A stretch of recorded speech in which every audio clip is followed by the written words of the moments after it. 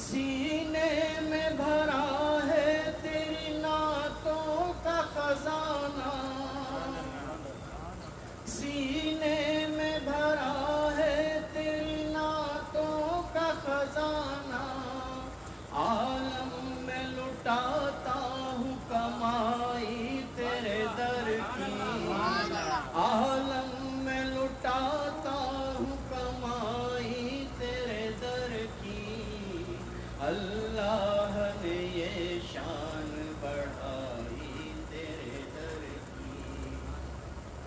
محشر میں بھی اس شان سے جاؤں گا منور، محشر میں بھی اس شان سے جاؤں گا منور، رکھے ہوئے کاندھے پہ چٹائی تیرے در کی، رکھے ہوئے کاندھے پہ چٹائی تیرے در کی، تو حلوہ چاہو اللہ پلیٹ وغیرہ چاہتی ہے یا اتھوں کا کوئی تھال تیرے در کی، بخشی ہے ملائک کو گدائی تیرے در کی، اللہ نے یہ شان بڑھائی تیرے در کی۔ سبحان اللہ، ماشاء اللہ۔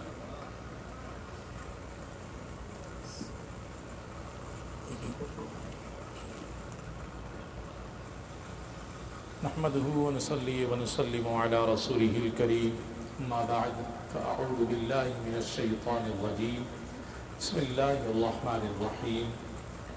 تمام احباب میرے ساتھ مل کر کے پڑھیے، الصلاۃ والسلام علیک یا سیدی یا رسول اللہ، بلند آواز سے پڑھیں، الصلاۃ والسلام علیک یا رسول اللہ، الصلاۃ والسلام علیک یا حبیب اللہ، الصلاۃ والسلام علیک یا نبی اللہ، وعلی آلک واصحابک یا نور اللہ۔ عزیزان محترم، الحمدللہ ربیع الاول کے 12 روزہ پروگراموں کا پہلا پروگرام آج منعقد پذیر ہے۔ خوش نصیبی، ہم سب کی خوش بختی کہ ہم اس محفل پاک کا حصہ ہیں۔ اللہ تعالی ہماری اس حاضری کو قبول فرمائے۔ دوستان محترم، حضرت آدم علیہ السلام سے لے کر آج تک جتنے بھی انبیاء کرام آئے، ان انبیاء کرام میں حضور صلی اللہ علیہ وسلم کے بعد حضرت عیسیٰ علیہ السلام اور حضرت موسیٰ علیہ السلام کے ماننے والے آج دنیا کے اندر پائے جاتے ہیں۔ دیگر انبیاء کرام کے ماننے والے اب دنیا میں موجود نہیں ہیں۔ یہودی بھی کچھ تعداد میں ہے اور عیسائی بھی بہت بڑی تعداد میں دنیا کے اندر آباد ہیں۔ اگر یہودی سے ملاقات ہو تو وہ حضرت موسیٰ علیہ السلام کی تعریف و توصیف کرتا ہے، موسیٰ علیہ السلام کے فضائل، آپ کے کمالات کو بیان کرتا ہے۔ اگر عیسیٰ علیہ السلام کے ماننے والے سے ملیں تو حضرت عیسیٰ علیہ السلام کے معجزات کا تذکرہ کرتا ہے، عیسیٰ علیہ السلام کے فضائل اور کمال کو بیان کرتا ہے۔ لیکن ایک مسلمان جب ان کے سامنے آتا ہے تو کہتے ہیں کہ ہاں یہودیوں، حضرت موسیٰ علیہ السلام کا فضائل، آپ کا کمال، آپ کا مرتبہ اپنی جگہ، عیسائیوں حضرت عیسیٰ علیہ السلام کے معجزات اپنی جگہ ہیں، لیکن جو مقام اور مرتبہ اللہ نے محمد مصطفیٰ کو عطا کیا ہے وہ کسی اور کو عطا نہیں کیا۔ اللہ نے دنیا کے اندر جتنے بھی انبیاء کرام دنیا کے اندر بھیجے، کسی کو ایک معجزہ دے کر کے بھیجا، کسی کو 2، کسی کو 4، مختلف انبیاء کرام کو مختلف تعداد میں معجزے دے کر کے بھیجے، مگر جب حضور صلی اللہ علیہ وسلم کی باری آئی تو اللہ تبارک و تعالی نے اپنے محبوب صلی اللہ علیہ وسلم کو سر سے لے کر پاؤں تک سراپا معجزہ بنا کر کے بھیجا۔ آپ صلی اللہ علیہ وسلم کا بولنا معجزہ، آپ کا سونا معجزہ، آپ صلی اللہ علیہ وسلم کا دیکھنا معجزہ، آپ کا جسم کا ایک ایک عضو معجزہ، آپ صلی اللہ علیہ وسلم کی آنکھ مبارک کے معجزات، آپ صلی اللہ علیہ وسلم کی منہ مبارک کے معجزات، آپ صلی اللہ علیہ وسلم کے کان مبارک کے معجزات، آپ صلی اللہ علیہ وسلم کے ہاتھ مبارک کے معجزات، آپ صلی اللہ علیہ وسلم کے پاؤں مبارک کے معجزات، آپ صلی اللہ علیہ وسلم کے پسینے مبارک کے معجزات، آپ صلی اللہ علیہ وسلم کی لعاب دہن کے معجزات، آپ صلی اللہ علیہ وسلم کے بال مبارک کے معجزات، حضور صلی اللہ علیہ وسلم کے جسم اقدس کے معجزات، غرضے کے حضور صلی اللہ علیہ وسلم سر سے لے کر پاؤں تک معجزہ بن کر کے آئے۔ ان بے شمار معجزات میں سے کچھ معجزے ہم آپ کو ان 12 ایام میں حضور صلی اللہ علیہ وسلم کے بیان کریں گے۔ روزانہ حضور صلی اللہ علیہ وسلم کے جسم مبارکہ کے کسی ایک حصے کے معجزے آپ کے سامنے عرض کریں گے۔ وہ حضور صلی اللہ علیہ وسلم کے معجزات یوں سمجھ لیں ہم اہل سنت کے لیے نہیں بلکہ تمام اہل اسلام کے لیے ایک خوشی باعث فخر ہے، اس لیے کہ ہم بیان کر رہے ہیں اپنے نبی کے معجزے، کہ میرے نبی کا معجزہ۔ آپ اندازہ لگائیں اس بات سے، اللہ اکبر اللہ اکبر۔ پہلی حدیث مبارکہ حضور صلی اللہ علیہ وسلم کا پہلا معجزہ، آج کی متفقن علیہ حدیث۔ متفقن علیہ حدیث اس کو کہتے ہیں کہ جس پر کسی کا کوئی اختلاف نہ ہو، تمام محدثین اس پر متفق ہوں کہ یہ حدیث مبارکہ صحیح ہے۔ وہ پہلی حدیث حضرت انس رضی اللہ تعالی عنہ اس حدیث مبارکہ کے راوی ہیں، بخاری اور مسلم کے اندر یہ حدیث ہے۔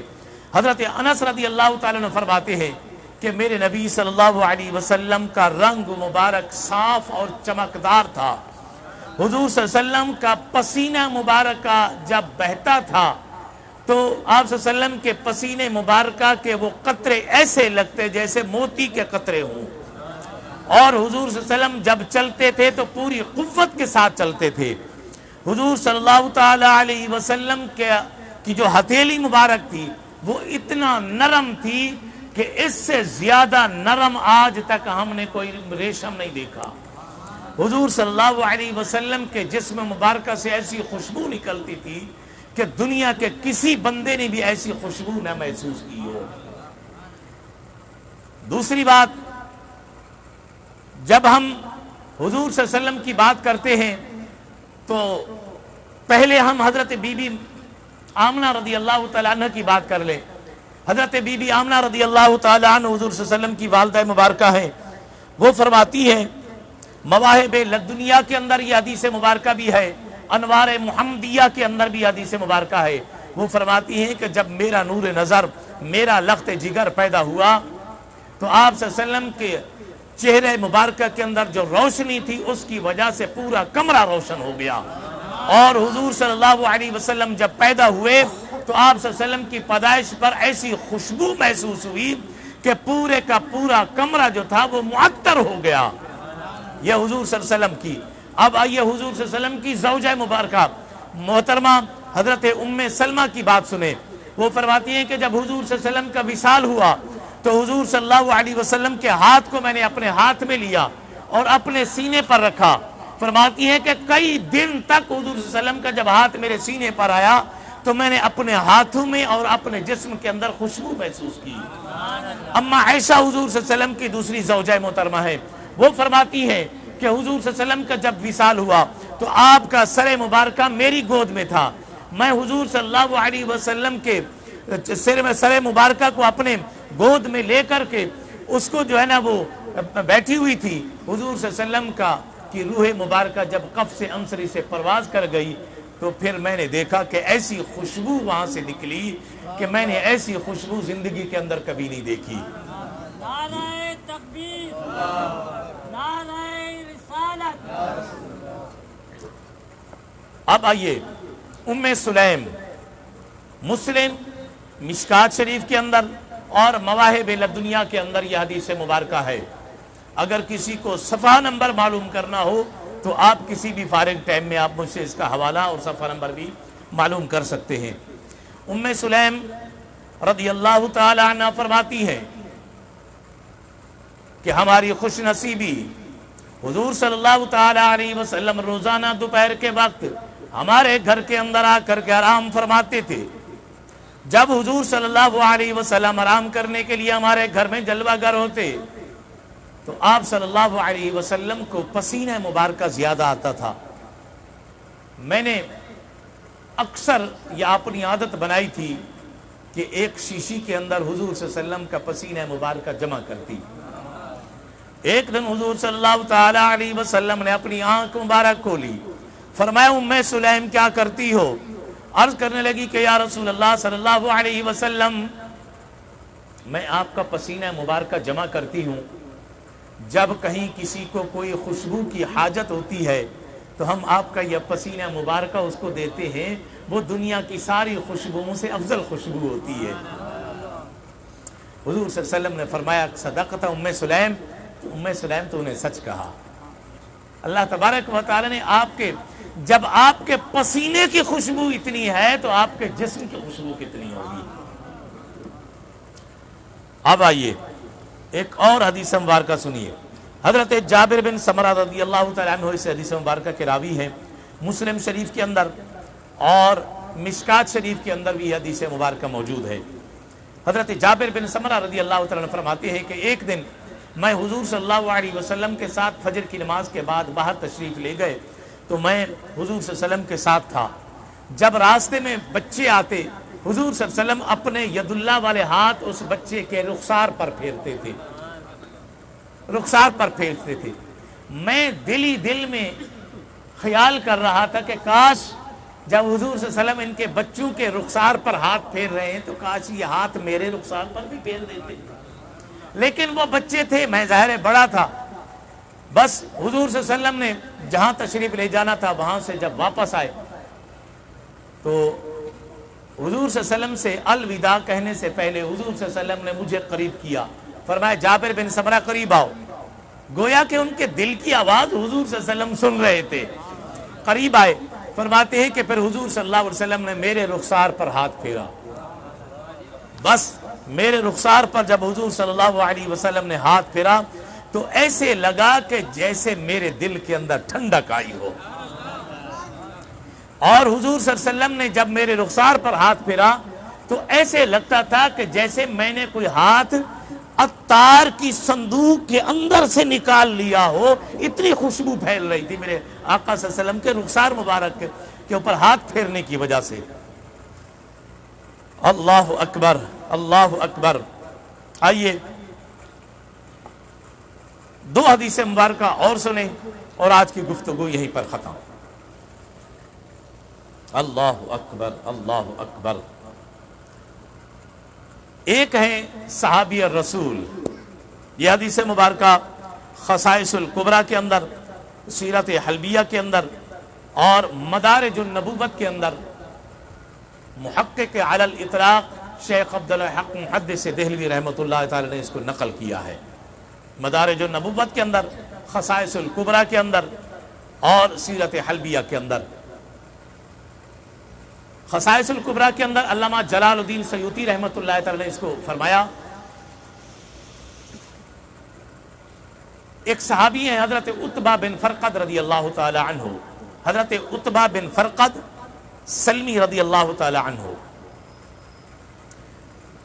ان کی 4 بیویاں تھیں، اور ظاہر ہے کسی بندے کی اگر 2 بیویاں ہوں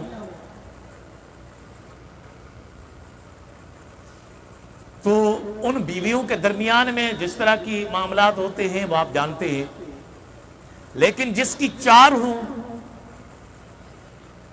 ہر بیوی کی خواہش اور کوشش اچھا بناؤ سنگار، اچھا بستر، اچھا لباس، ہر بیوی خواہش اور کوشش کرتی کہ حضرت عتبہ بن فرقد سلمی رضی اللہ تعالیٰ عنہ کی توجہ میری طرف رہے، آپ میری طرف رغبت رکھیں۔ لیکن جب حضرت عتبہ بن فرقد سلمی رضی اللہ تعالیٰ عنہ تشریف لاتے تو آپ صلی اللہ علیہ وسلم کے اس غلام کی تشریف آوری پر ان 4 بیویوں کی خوشبوئیں ماند پڑ جاتی،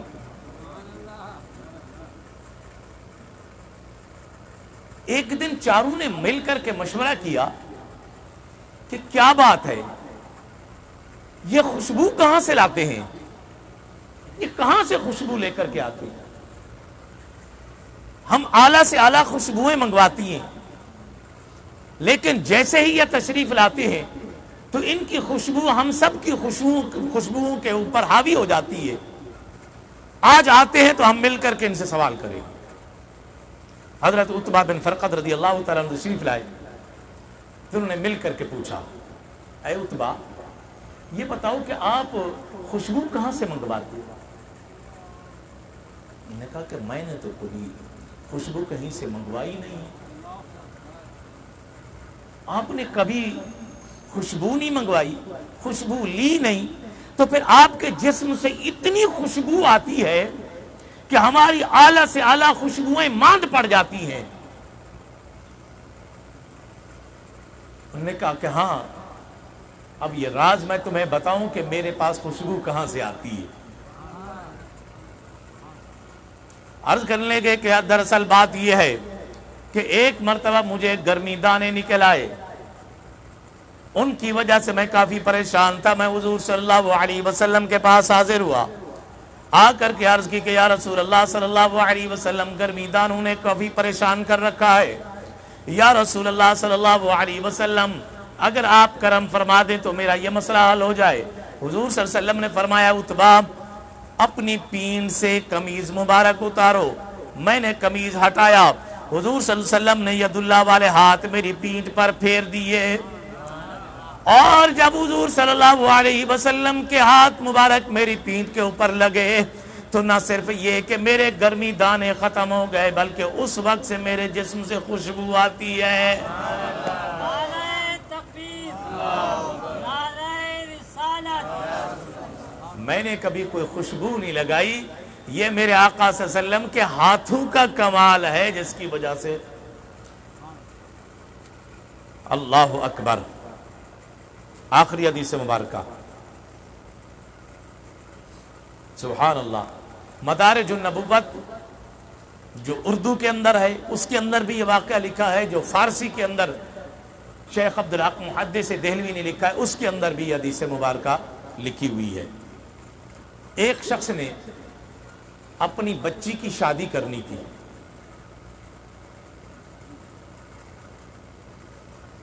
اس کی خواہش اور کوشش تھی کہ جہاں بچی کی دیگر خواہشات پوری ہو رہی ہیں، وہیں اعلیٰ قسم کی کوئی خوشبو کا بھی انتظام کیا جائے۔ کہتے کہ میں نے مارکیٹ کے اندر، بازار کے اندر جا کر کے پتہ کیا تو اتفاق سے انہیں کوئی خوشبو نہ ملی، خوشبو نہ ملی۔ چلتے چلتے حضور صلی اللہ علیہ وسلم کے بارگاہ میں جا پہنچے، عرض کی یا رسول اللہ صلی اللہ علیہ وسلم، بچی کی شادی ہے، مجھے کوئی خوشبو نہیں مل رہی، اگر آپ کرم فرما دیں تو میرا یہ مسئلہ حل فرما دیں۔ حضور صلی اللہ علیہ وسلم نے فرمایا، ایک غلام کو آواز دی، غلام ادھر آؤ، کوئی خوشبو والی کوئی شیشی لے کر کے آؤ۔ وہ لے کر کے آئے، حضور صلی اللہ علیہ وسلم نے اپنا پسینہ مبارکہ اس شیشی کے اندر ڈال دیا، فرمایا جاؤ جا کر کے اپنی بچی کے جسم پر مل دو۔ جسم پر مل دیا گیا، شادی ہو گئی۔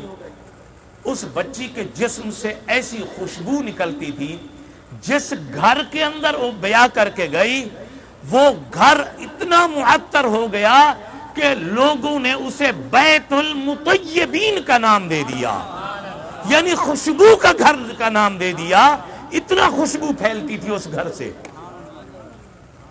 اور فرمایا کہ جب تک وہ بچی زندہ رہی اس کے جسم سے خوشبو ہی نہیں گئی۔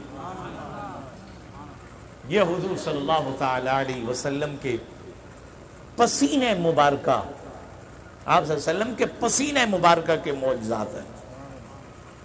چلیں چلتے چلتے حضور صلی اللہ علیہ وسلم کا ذکر پاک یہاں پر بھی ہو رہا ہے، تو ایک بات ذرا اس حوالے سے بھی سعادت الدارین والوں نے اس کو لکھا۔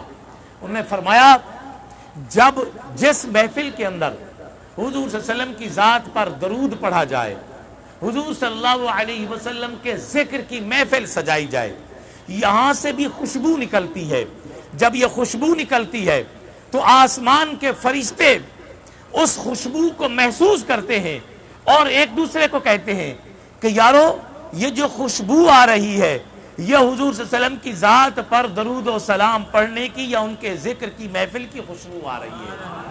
وہ ایک دوسرے کو کہتے ہیں کہ آؤ چلو، جس زمین کے جس حصے سے، جس خطے سے، جس جگہ سے، جس قریے سے یہ خوشبو آ رہی ہے، چلو چل کر کے حضور صلی اللہ علیہ وسلم کی ذات پر درود و سلام پڑھنے والوں کے ساتھ ہم بھی شریک محفل ہوتے ہیں۔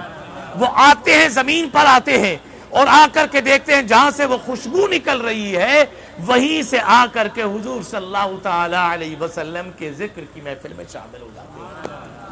حضرت جابر رضی اللہ تعالیٰ عنہ کی آخری حدیث سنی، حضور صلی اللہ علیہ وسلم کے یہ صحابی فرماتے ہیں، ان سے جب سوال کیا گیا کہ جابر یہ بتاؤ کبھی ایسا بھی ہوا کہ تمہارے دل میں خواہش ہو کہ میں جا کر کے حضور صلی اللہ علیہ وسلم کی زیارت کروں، حضور صلی اللہ علیہ وسلم کا دیدار کروں، لیکن تم گئے حضور صلی اللہ علیہ وسلم گھر میں بھی نہ ہوں، مسجد نبوی میں بھی نہ ہوں، تو پھر تم حضور صلی اللہ علیہ وسلم کی زیارت کے لیے کہاں جاتے تھے؟ کہاں حضور صلی اللہ علیہ وسلم کو پاتے تھے؟ کہاں حضور صلی اللہ علیہ وسلم کی تلاش کرتے تھے؟ تو حضرت جابر فرمایا کہ جب ہم جاتے تھے حضور صلی اللہ علیہ وسلم مسجد نبوی میں ملا ہوں، اپنے حجرہ مبارکہ کے اندر بھی نہ ہوں، تو پھر ہم مدینے کی گلیوں کا چکر لگاتے تھے، جس گلی کے اندر زیادہ خوشبو ہوتی تھی ہمیں پتہ چل جاتا تھا میرے آقا یہی پر۔ نعرہ تکبیر، نعرہ رسالت، فیضان مصطفیٰ جاری رہے گا انشاءاللہ۔ حضور صلی اللہ علیہ وسلم کا جسم مبارکہ کے اوپر کبھی مکھی نہیں بیٹھی، جسم مبارکہ اتنا لطیف تر کہ کبھی مکھی آپ صلی اللہ علیہ وسلم کے جسم پر نہیں بیٹھی۔ حضور صلی اللہ علیہ وسلم کے جسم مبارکہ کا سایہ نہ تھا۔ بعض علماء نے اس کی وجہ بیان کی، فرمایا ایک وجہ تو یہ ہے کہ حضور صلی اللہ علیہ وسلم کا جسم مبارک لطیف تر ہے، جو چیز وزن رکھتی ہے، بھاری ہوتی ہے، اس کا سایہ ہوتا ہے، جو چیز لطیف تر ہو اس کا سایہ نہیں ہوتا، اس وجہ سے حضور صلی اللہ علیہ وسلم کا سایہ نہیں تھا۔ دوسری بات جو شاقان مصطفیٰ فرماتے ہیں، دراصل بات یہ ہے کہ حضور صلی اللہ علیہ وسلم کے جسم مبارکہ کا سایہ اللہ نے اس لیے نہیں رکھا کہ حضور صلی اللہ علیہ وسلم کا سایہ زمین پر پڑے، اس زمین پر کسی کافر کا پاؤں آ جائے، اس وجہ سے میرے آقا کا سایہ اللہ نے رکھا ہی نہیں ہے، تاکہ حضور صلی اللہ علیہ وسلم کے سائے کی بھی کوئی بے ادبی نہ کر سکے۔ یہ خوبصورت شعر ہے کہ لوگ کہتے ہیں کہ سایہ تیرے پیکر کا نہ تھا، لوگ کہتے ہیں کہ سایہ تیرے پیکر کا نہ تھا، ارے میں تو کہتا ہوں جہاں بھر پہ ہے سایہ تیرا، میں تو کہتا ہوں جہاں بھر پہ ہے سایہ تیرا۔ اور کاش سب کی سمجھ میں یہ آ جائے بات کہ لوگوں وہ جو نہ تھے تو کچھ نہ تھا، وہ جو نہ تھے تو کچھ نہ تھا، وہ جو نہ ہوں تو کچھ نہ ہو، جان ہے وہ جہان کی، جان ہے تو جہان ہے۔ اللہ کی بارگاہ میں دعا ہے کہ اللہ تعالی ہماری اس حاضری کو قبول فرمائے۔ اور